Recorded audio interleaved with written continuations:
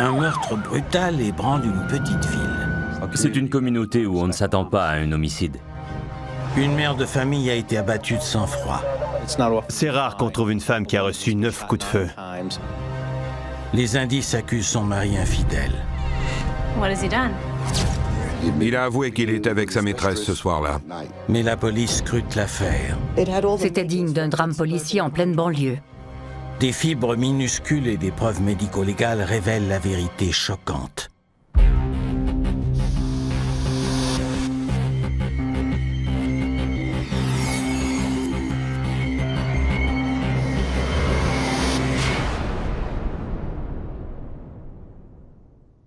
Cette reconstitution est basée sur le récit de témoins, les preuves de la police et les dossiers judiciaires.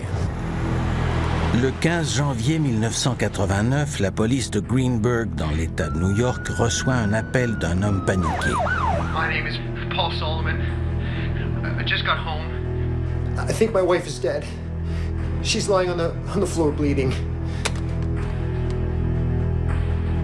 Mr. Rahman! Mr. Rahman! I need your help!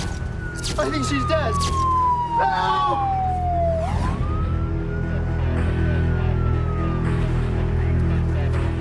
Une paisible maison devient une scène de crime bondée. Richard Constantino entame sa première grande affaire en tant qu'enquêteur principal. Elle était couchée sur le dos, le visage vers le haut. J'ai vu une grande quantité de sang dans ses cheveux, sur son visage et sur ses mains. Elle portait un pantalon d'entraînement et un t-shirt. L'intérieur montrait une sorte de désordre organisé. Il y avait des vêtements sur les meubles, puis des magazines et des journaux sur les tables. La télé jouait à plein volume. On identifie rapidement la victime. Il s'agit de Betty Jean Solomon. Il y a un gant noir près de sa tête et un sac d'entraînement à ses côtés. Le téléphone du salon est décroché. La scène est maculée de sang. Il est évident que la victime a reçu plusieurs coups de feu. L'enquêteur Kevin Morgan se rend aussi sur les lieux. Personne n'avait signalé des cris ou des coups de feu. Compte tenu du nombre de balles qui ont été tirées, quelqu'un aurait dû entendre quelque chose. Silencer, maybe.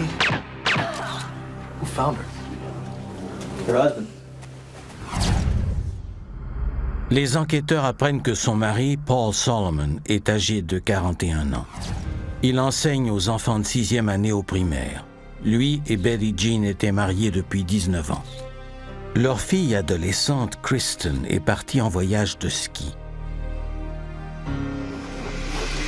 Says he was out at the bowling alley all night. Oh yeah. Get this. The uniform? Let him wash the blood off his hands. What? Yeah.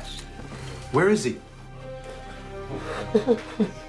Paul Solomon raconte aux enquêteurs que sa femme était directrice financière. Pour se détendre, elle lisait des romans d'amour devant la télévision. Personne n'avait de raison évidente de vouloir la tuer. So tell me what happened. Where were you this evening? Il dit avoir passé la majeure partie de la journée avec Betty Jean. À 18h30, il est parti jouer au quilles. Il est rentré à 23h30. Quand il a vu sa femme par terre, il a cru qu'elle s'était assoupie devant la télévision. Mais lorsqu'il l'a retournée, il a compris qu'elle ne se réveillerait jamais.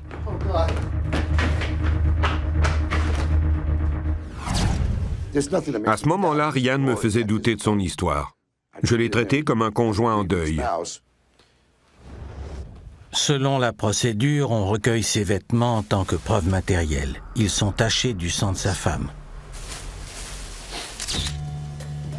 La police se concentre sur la scène de crime. On passe au peigne fin la maison en quête d'indices matériels.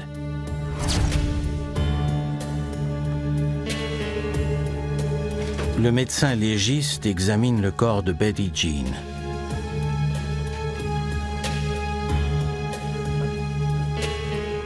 On couvre ses mains de plastique pour préserver la moindre trace de peau ou de cheveux qui pourrait identifier le tueur. On a trouvé des fibres dans sa main. On les a préservées pour les analyser. On teste le gant noir qui était près du corps pour voir s'il porte des traces de sang. You find anything on that? Nothing. On n'a vu aucune trace d'effraction. Le meurtrier devait être une connaissance ou une personne qu'elle n'a pas hésité à laisser entrer. Il y a peu d'indices. La police doit obtenir plus d'informations de la part de Paul Solomon.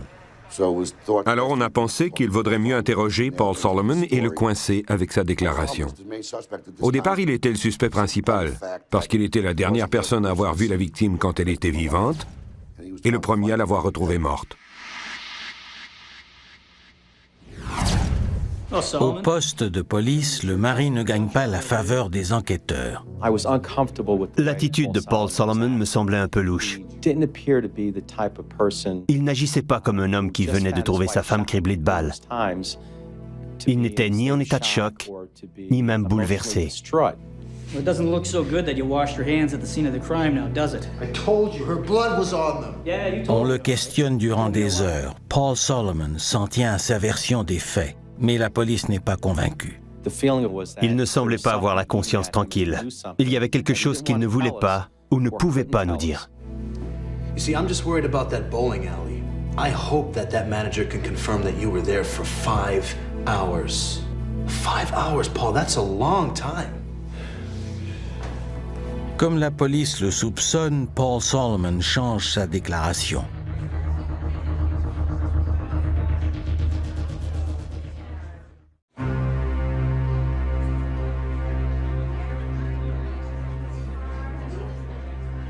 Il avoue qu'il a quitté le salon de quilles peu de temps après son arrivée pour se rendre à un bar appelé le Tree Tops. Là-bas, il a rejoint une femme avec qui il a une liaison. Ils enseignent tous deux à la même école. Ils sont amants depuis 2 ans. La rencontre avait été arrangée au téléphone l'après-midi même. She good in the sack? I hope so. What's your lover's name, Paul? Carolyn. Carolyn Warmus. Cette liaison porte la police à croire que Paul Solomon avait une raison de tuer sa femme.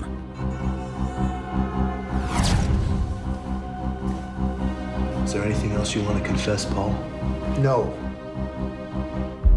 Je lui ai dit qu'il était rentré chez lui pour tuer sa femme avant d'aller se faire tripoter par sa petite amie. Ça paraissait très mal. It wasn't a perfect marriage, but I'm not a murderer. L'enquêteur John Bonaiuto suit la plus récente piste. Police, open up. Carolyn Warmus pourra peut-être éclaircir l'affaire. On s'est rendu à son appartement, elle a répondu en chemise de nuit. Miss Warmus, we need your cooperation in an incident involving Paul Solomon. Did you say Paul Solomon? Yeah, I believe you're familiar with him. What has he done? La police convoque l'enseignante de 25 ans à un interrogatoire. I think he was with me to feel alive. He wanted to leave his wife. He couldn't because of Kristen. How long were you in a relationship with him? Carolyn Warmus déclare à la police que Paul et elle ont une relation passionnée qui devient de plus en plus sérieuse. And you were with him on the night in question? Je lui ai demandé où elle était ce soir-là, et elle m'a répondu qu'elle était au Tree Tops avec Paul. Je crois qu'ils se voyaient souvent là-bas. Elle confirme qu'elle est arrivée au restaurant à 19h45 ce soir-là. Paul était déjà sur place. Elle dit à la police qu'ils sont restés ensemble jusqu'à 23h. Carolyn Warmus n'est pas la seule à subir un interrogatoire. Les enquêteurs continuent de cuisiner Paul Solomon. Mais après avoir avoué sa liaison, ce dernier n'admet rien de plus. L'agent Morgan et moi, on se relayait pour questionner Paul Solomon, en espérant lui soutirer un aveu ou une confession. That's it. Gary Pillersdorf est arrivé, en disant qu'il représentait Paul Solomon et qu'il voulait qu'on cesse de l'interroger. My client's done talking. Let's go, Paul. Gary Peldersdorf était son avocat, mais aussi son meilleur ami. Detectives? What the hell was that? Sa liaison avec Carolyn Wormus a établi qu'il avait une raison possible de tuer sa femme. Il devient donc le suspect numéro 1.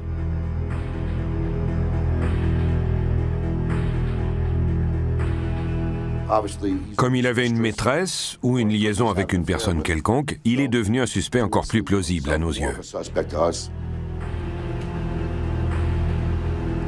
Le lendemain matin, la police retourne sur les lieux du crime.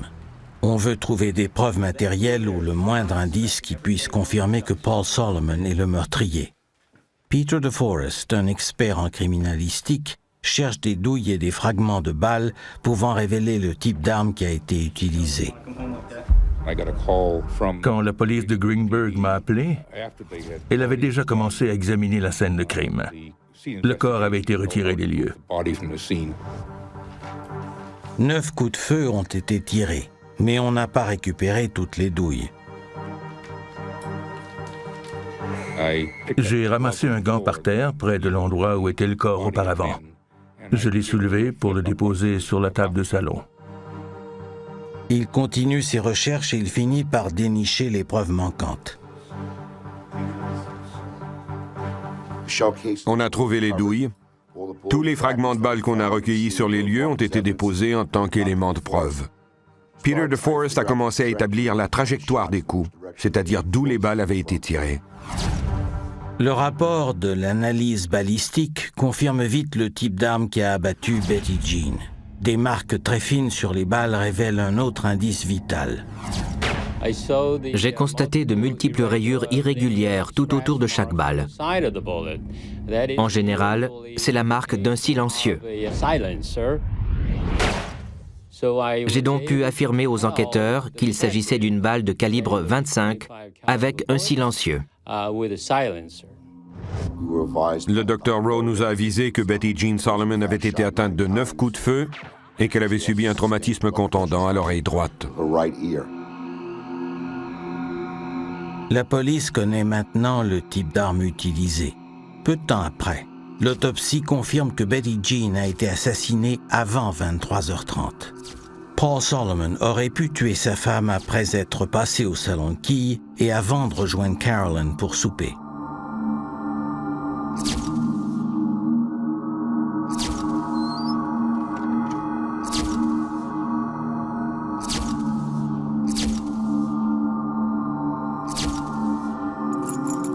Si Paul l'a assassiné, cela expliquerait pourquoi il n'y a pas de trace d'effraction.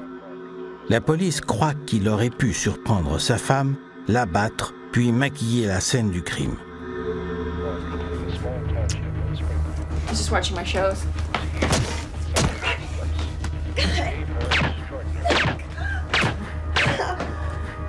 Il aurait monté le volume de la télévision pour couvrir le bruit des coups de feu.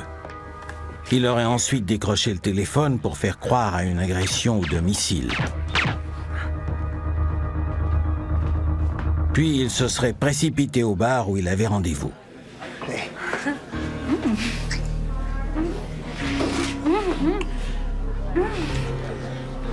What's gone into you tonight? Just really missed you. Il serait rentré chez lui quelques heures plus tard. Puis, il aurait appelé la police pour jouer le rôle du mari éploré. I just got home. I think my wife is dead. She's lying on the floor bleeding.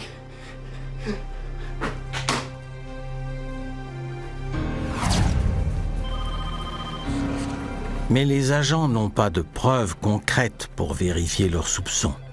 Ils n'ont pas retrouvé l'arme du crime. L'analyse des vêtements de Paul Solomon n'a détecté aucune trace de poudre, si bien que rien ne l'associe à une arme à feu quelconque. Déterminés à prouver leur théorie, l'agent Constantino et son équipe ratissent le quartier. Ils retracent les derniers jours et nuits de Betty Jean et ils amassent des renseignements au sujet de la famille. Il fallait reconstituer les derniers moments de la vie de Betty Jean Solomon. On a parlé aux gens à qui elle avait parlé pour savoir ce qui lui était arrivé. L'agent Constantino est frustré jusqu'à ce que son enquête dévoile un indice troublant. Un appel au 911 a été fait depuis la demeure des Solomon le soir du meurtre. Vers 19h15, le soir du 15 janvier, une téléphoniste de la New York Telephone Company a reçu un appel au 911. C'était une femme qui a simplement dit « Il essaie de me tuer » ou « Elle essaie de me tuer ». Puis la ligne a coupé. La téléphoniste n'était pas sûre si la femme avait dit « il » ou « elle » parce que l'appel a été très court. L'appel au 911 situe clairement l'heure du décès à 19h15. Cela confirme que Paul Solomon aurait pu tuer sa femme et se rendre au restaurant pour 19h30. L'agent Constantino présume que Betty Jean a dit « il essaie de me tuer » en faisant référence à son mari. L'enquêteur place son suspect principal sous surveillance dans l'espoir de découvrir quelque chose pour appuyer cette version des faits. Mais c'est peine perdue. Au fil de l'enquête, l'agent Constantino apprend que Paul Solomon n'était pas le seul à avoir des aventures. Betty Jean était aussi infidèle. On a parlé à certaines de ses connaissances, entre autres des collègues de travail. On a appris qu'elle avait eu une liaison avec son patron dans une des banques. Cet homme a confirmé que Betty et lui s'étaient fréquentés pendant 9 ou 10 ans. Il se peut que cette longue relation ait mal tourné et qu'elle ait mené au meurtre. Mais l'homme nous a donné un alibi pour le soir du meurtre qui était irrécusable. On ne l'a pas considéré longtemps comme suspect. Un autre suspect possible est l'avocat de Paul Solomon. On a eu vent que Gary Pillersdorf avait peut-être eu une aventure avec la victime. C'est ce qui a fait dévier l'enquête, car il a fallu exclure Gary Pillersdorf des suspects du meurtre de Betty Jean Solomon. Ce qu'on a fait assez rapidement. On surveille toujours Paul Solomon de près, mais ce n'est pas le suspect principal qui éveille les soupçons de la police. Carolyn Warmus assiste aux funérailles de Betty Jean Solomon. L'agent Constantino trouve ce comportement fort curieux. Ça me semblait étrange de voir cette femme qui avait une liaison avec Paul Solomon se présenter aux funérailles de sa femme. Disons que je considérais ça comme étant de mauvais goût au plan moral. Carolyn Warmus devient alors une suspecte. Peut-être était-ce elle qui voulait se débarrasser de Betty Jean.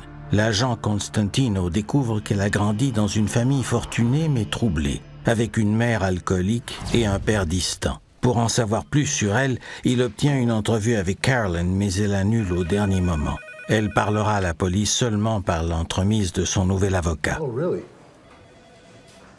Alors j'ai su qu'elle devait cacher quelque chose. Les enquêteurs scrutent les relevés téléphoniques de leurs deux suspects principaux. Les relevés téléphoniques de Paul Solomon ne m'ont pas appris grand-chose.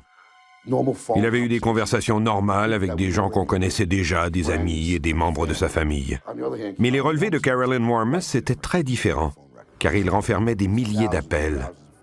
Elle vivait au bout du fil. Les relevés téléphoniques confirment que Carolyn a appelé Paul le jour du meurtre. La conversation a duré 55 minutes. Selon Paul Solomon, c'était un appel banal. Ils ont parlé du fait qu'ils n'avaient pas souligné l'anniversaire de Carolyn la fin de semaine précédente et de leur souper prévu le soir même. En poussant l'enquête plus loin, la police apprend que Carolyn s'invitait chez les Solomon.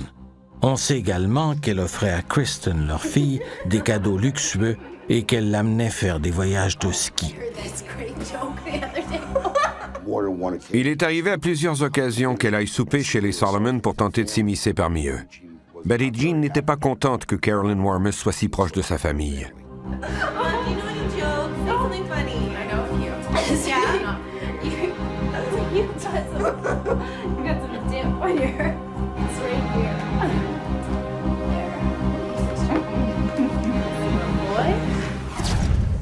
L'agent Constantino apprend que Carolyn a appelé un personnage singulier, un détective privé du nom de Vinnie Parco. Vinnie Parco dit que Carolyn l'a engagé 2 ans plus tôt.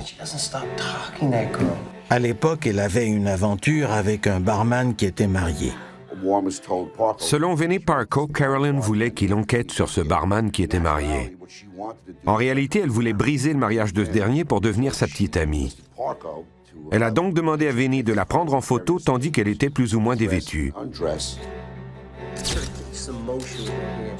Elle souhaitait envoyer ces photos à la femme du barman pour causer un divorce.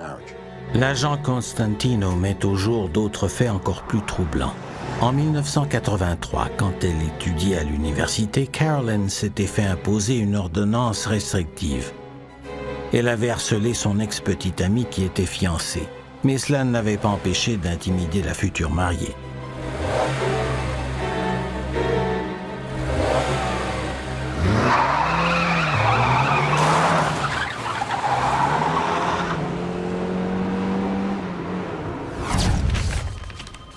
Puis, l'affaire connaît un autre revirement. La police reçoit les résultats d'un test de polygraphe indépendant qu'a subi Carolyn Warmus. Yes. Yes. No. No.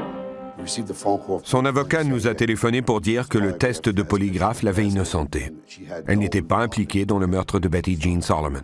I did not kill Betty Jean Solomon. On a demandé à ce qu'elle rencontre notre propre polygraphiste pour répondre aux questions qu'on voulait lui poser. Son avocat a refusé et il a dit qu'il nous enverrait les résultats de son test.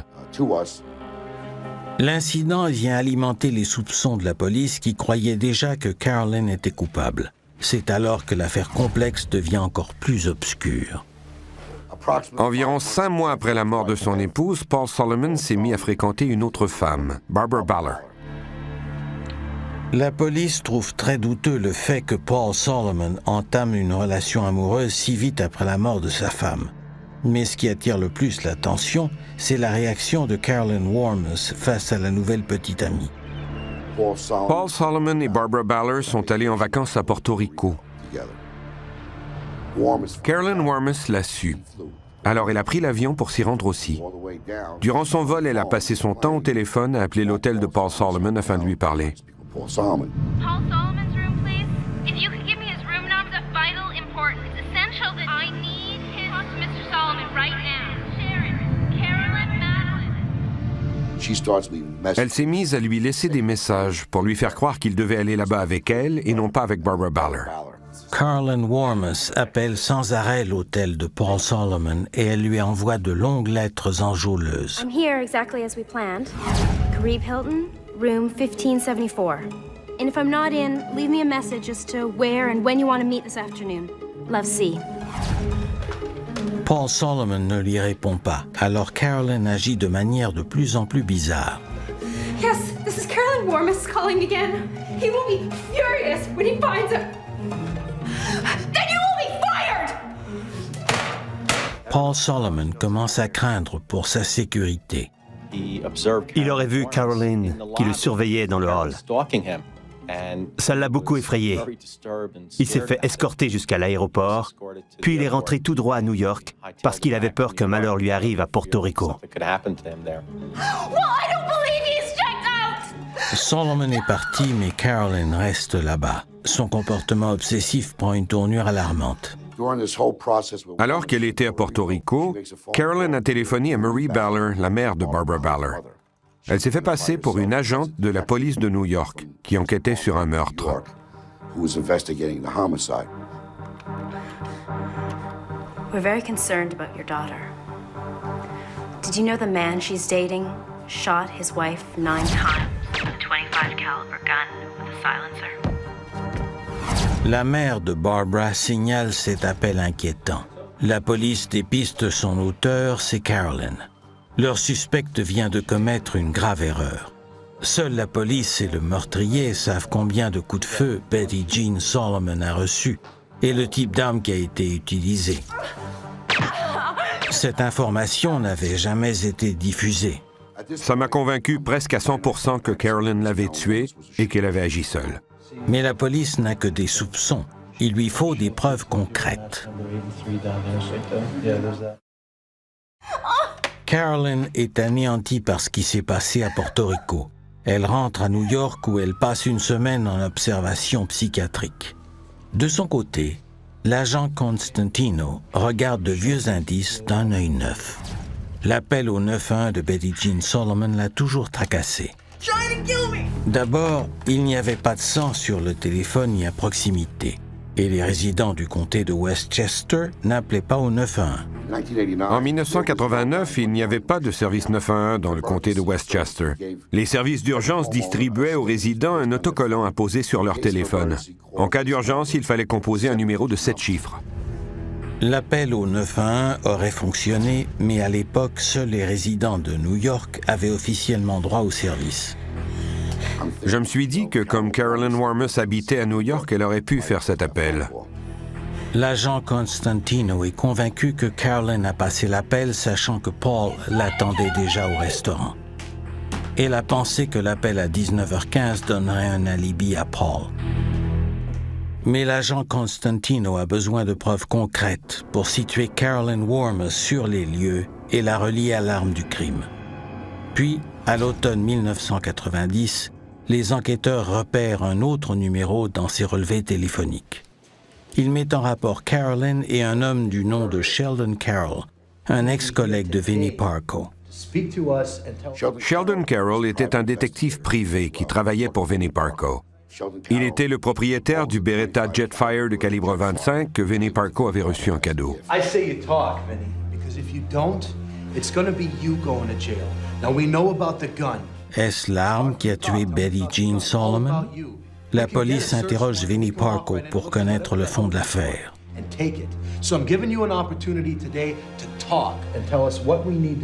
Vinnie Parco avoue qu'il a vendu le pistolet à Carolyn Warmus une semaine avant le meurtre. This is called the magazine, okay? Slide it in. And you never pointed at anybody you don't want dead. Vinnie avoue qu'il lui a aussi vendu un silencieux. Custom made, just for you. It just screws in? Just screws in. Hey, what'd I say? Selon Vinnie Parco, il avait retenu les services d'un certain George Peters qui a fabriqué un silencieux pour l'arme. La police fouille l'atelier de tôlerie de George Peters. On y repère un morceau de bois dans lequel sont fichées des balles. George Peters a tiré dans le bois pour tester le silencieux. Les balles sont trop abîmées pour subir une analyse en laboratoire. Mais Richard Constantino découvre un filon d'or quand il récupère une douille. J'ai apporté cette douille au laboratoire de balistique. On a prouvé que c'était le même type que celle qui avait été recueillie sur les lieux du meurtre de Betty Jean Solomon. Maintenant, on pouvait situer le pistolet entre les mains de Vinnie Parco, puis entre celles de George Peters, qui a fabriqué le silencieux. Ensuite, le pistolet est retourné à Vinnie, qui l'a donné à Carolyn Warmus. Cette piste balistique mène jusqu'à la demeure de Betty Jean Solomon le 15 janvier 1989. Les enquêteurs fouillent maintenant l'appartement de Carolyn Warmus à la recherche du pistolet. Ils ne le trouvent pas. Mais ils dénichent un chèque annulé qui était émis à l'ordre de Vincent Parco. Il y a aussi des lettres d'adieu adressées à Paul dans lesquelles Carolyn offre de porter le blâme du meurtre. La police veut cependant étoffer son dossier. L'agent Constantino revoit l'enquête depuis le début. Y aurait-il un indice vital qu'on n'a pas encore mis au jour? J'ai réexaminé les photos de la scène du crime au cas où un détail m'aurait échappé, ou qu'il aurait échappé à quelqu'un d'autre. Il remarque un élément de preuve qu'il n'a pas vu depuis très longtemps. J'ai regardé de plus près le plancher à côté du canapé et près du corps. J'ai vu ce qui semblait être un gant. Il aurait pu appartenir à Betty Jean, à Paul ou à Kristen. Tout ce qu'on savait, c'est que ce gant unique gisait sur le plancher à côté du canapé. Le gant a été déplacé sur les lieux par un expert en balistique. Personne ne sait où il a abouti par la suite. Je ne me souvenais pas d'avoir recueilli ce gant sur la scène du crime. Je me demandais où il était passé. J'ai appelé au laboratoire au cas où il serait encore là-bas pour subir des analyses. Le gant n'est pas au laboratoire non plus.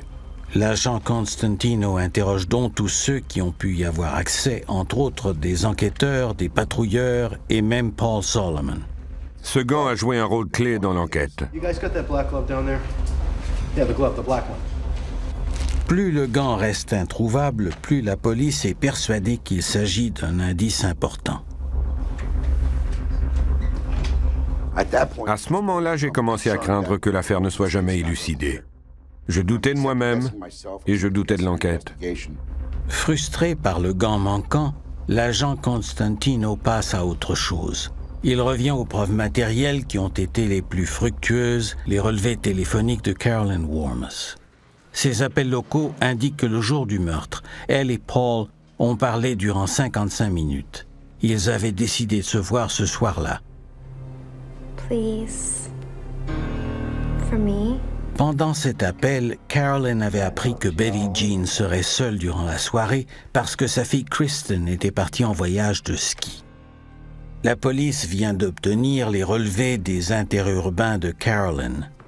Ils montrent que quelques instants après avoir parlé à Paul, elle a appelé un magasin d'armes à feu au New Jersey. On a vu qu'un appel a été passé chez Ray's Sport Shop.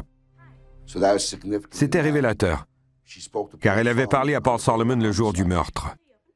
Et selon ses relevés téléphoniques, dès qu'elle a terminé sa conversation avec Paul Solomon, elle a téléphoné au magasin d'armes à feu. Now, how do you get there from New York? Les employés du magasin ne se souviennent pas de Carolyn Warmus. Mais ils racontent à la police qu'une femme a bel et bien acheté des balles de calibre 25 ce jour-là. C'était une dame du nom de Lisa Katai. Elle était blonde et elle mesurait 1,65 m. Son apparence physique était semblable à celle de Carolyn Warmus. Elle nous a dit qu'elle avait travaillé avec Carolyn 1 ou 2 ans auparavant. Lisa Katai explique aux enquêteurs qu'elle et Carolyn étaient devenues amies parce qu'elles fréquentaient toutes les deux des hommes mariés. Elles dînaient et faisaient des sorties ensemble. Mais lorsque la police montre à Madame Katai le relevé de son achat chez Ray's Sport Shop, elle nie être allée là-bas. That's not my signature. That's not your signature? No. Lisa Katai affirme que son permis de conduire a été volé durant la même période que le meurtre. C'est son permis qui a servi de pièce d'identité pour acheter les balles. Sur la photo qui apparaît sur le permis, elle ressemble beaucoup à Carolyn Warmus. On pouvait en déduire que Carolyn Warmus avait volé ce permis de conduire avec l'intention de s'en servir pour cette raison. Pour l'agent Constantino, c'est le dernier morceau du casse-tête. Carolyn Warmus est accusée du meurtre le 25 septembre 1990. La police est convaincue qu'elle sait ce qui est arrivé en cette soirée fatale il y a 18 mois. Carolyn s'est rendue chez les Solomon et elle a frappé à la porte. Betty Jean a répondu. Puis, elle n'a pas dû se sentir menacée par cette personne. Ensuite, il a dû y avoir un échange verbal. I came to see you. I'm concerned about Kristen. Can I come in? Yeah, sure, yeah. It's a bit messy. I was just watching my shows. Alors, Carolyn a dû sortir le pistolet et se mettre à tirer.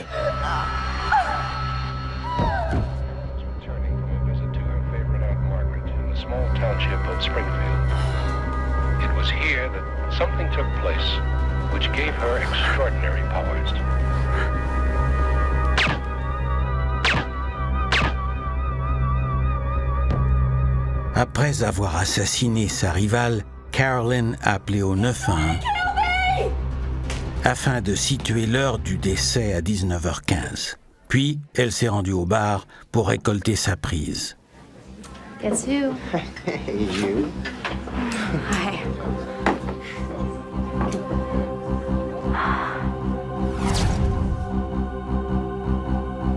C'est une histoire retentissante.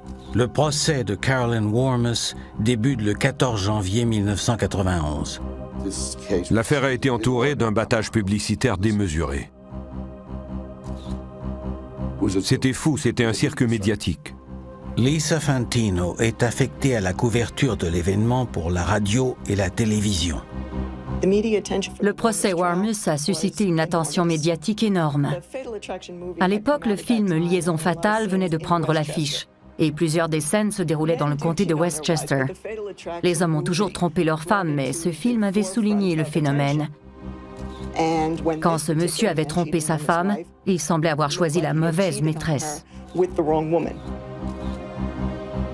Le procureur adjoint Douglas Fitzmaurice fait partie de l'équipe de poursuite bien préparée.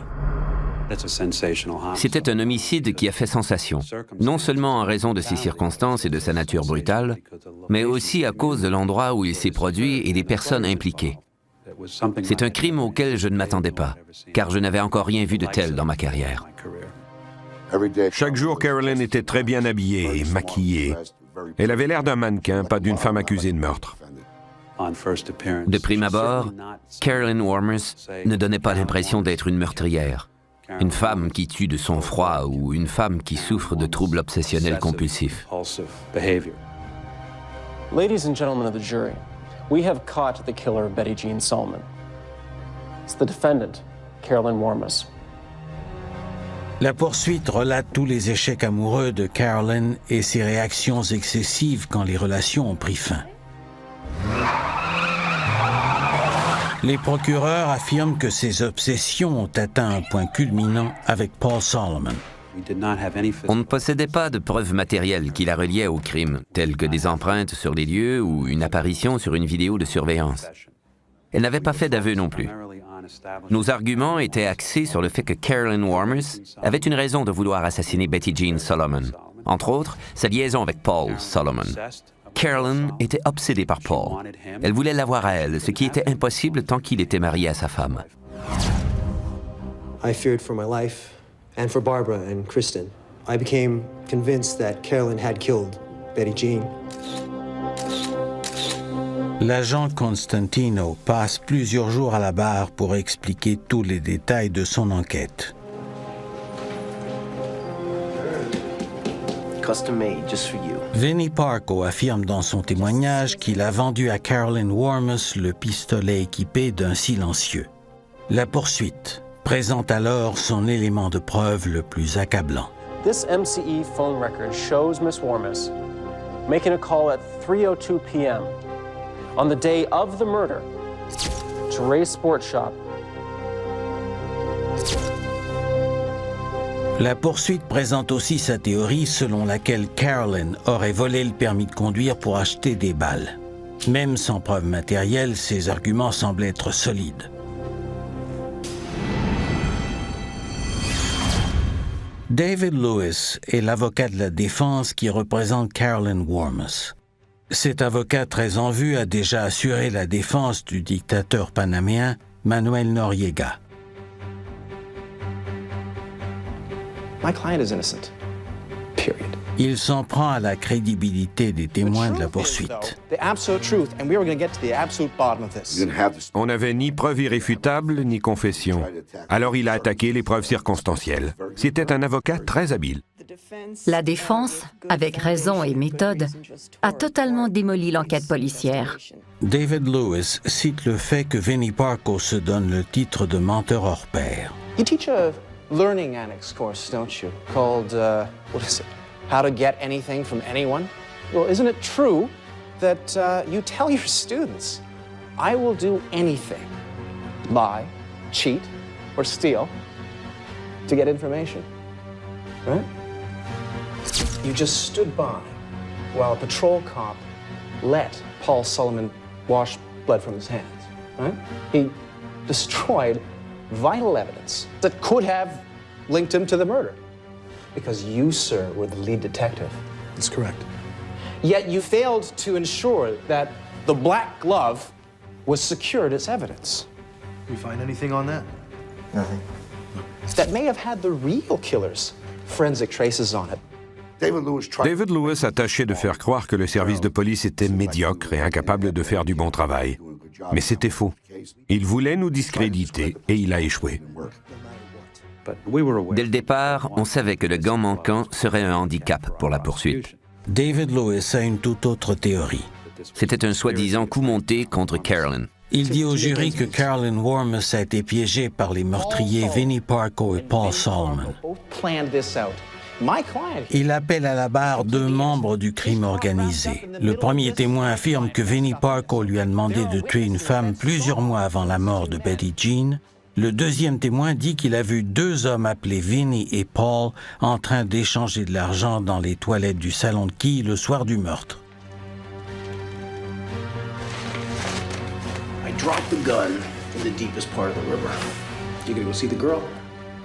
La théorie semble bancale. Nous, les journalistes, on n'y croyait pas du tout. Mais David Lewis a une surprise en réserve qui remet en question le rapport entre Carolyn Warmus et l'arme qui a tué Betty Jean.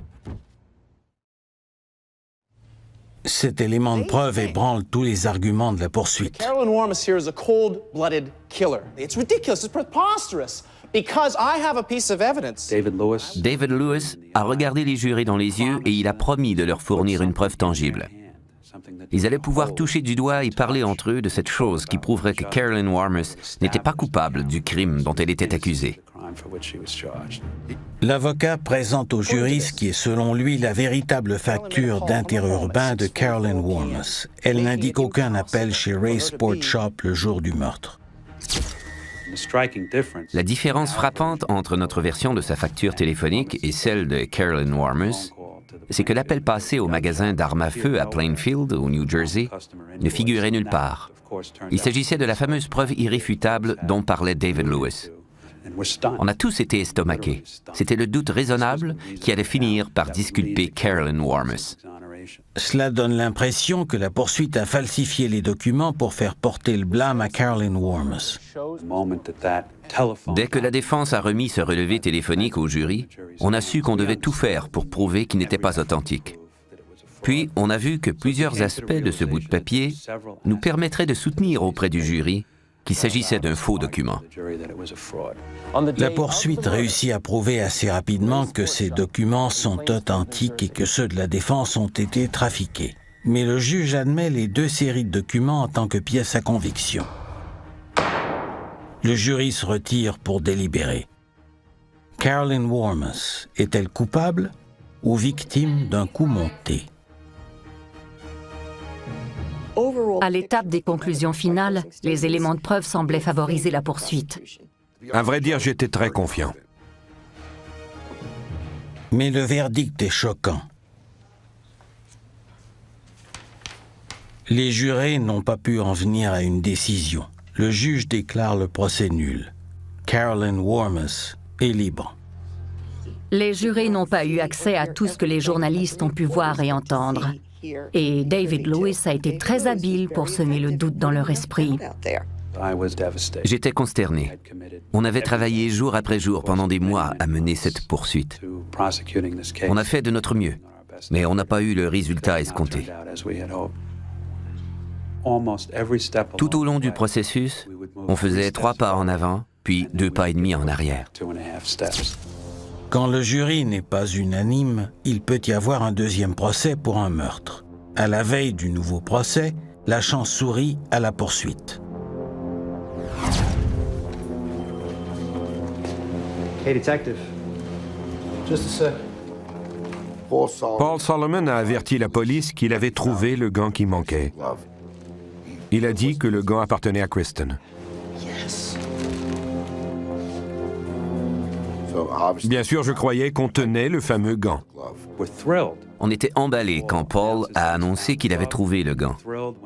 En effet, ce gant ressemblait à celui qui était manquant depuis tant d'années. On envoie vite le gant au laboratoire afin de déceler des indices qui pourraient élucider l'affaire.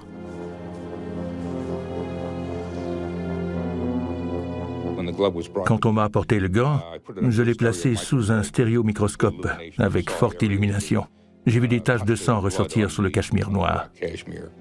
En examinant le gant, je ne voyais pas de sang. Puis, je l'ai analysé par balayage sous un stéréomicroscope. Et j'ai vu des petites zones où il y avait de minuscules particules de sang. Le sang formait un certain motif. Il suggérait des objets parallèles qui avaient été en contact avec le gant.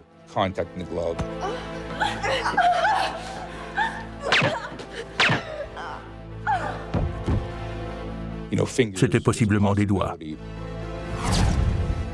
Les analyses de sang ne sont pas concluantes. On compare les fibres du gant avec celles qui se trouvaient sur les doigts de Betty Jean Solomon. Elles sont identiques. Mais la question demeure, à qui appartenait ce gant noir? On a retrouvé le fabricant du gant. C'était une compagnie du nom de Shalimar.